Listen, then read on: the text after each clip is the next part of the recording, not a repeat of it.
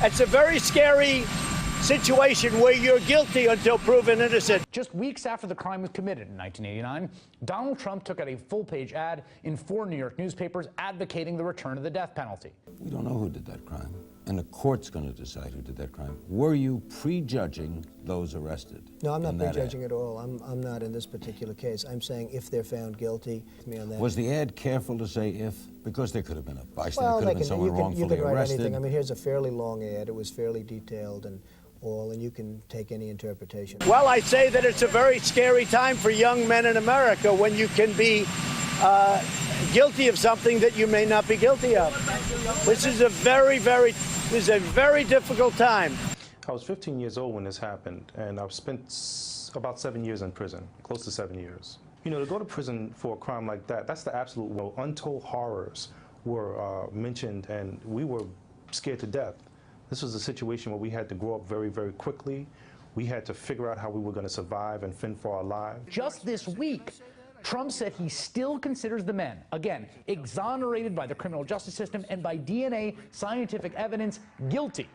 My whole life I've heard you're innocent until proven guilty. But now you're guilty until proven innocent. That is a very difficult standard. The 5 sued New York City and settled for $41 million in 2014. Trump incensed, calling the settlement a disgrace. You could be somebody that was perfect your entire life, and somebody could accuse you of something.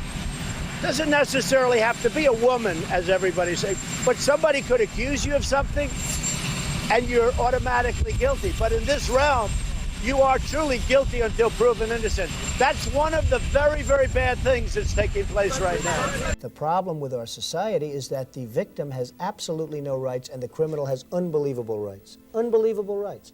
And I say it has to stop. That's why I took the ad. And I have to tell you, that ad, I've never done anything that's been so positively received. I said, of course I hate these people. And let's all hate these people, because maybe hate is what we need if we're going to get something done. I mean, it's incredible when a reporter asks me whether or not I have compassion for the people that did this crime. I have absolutely no compassion. Well, I say that it's a very scary time for young men in America when you can be guilty of something that you may not be guilty of. This is a very difficult time.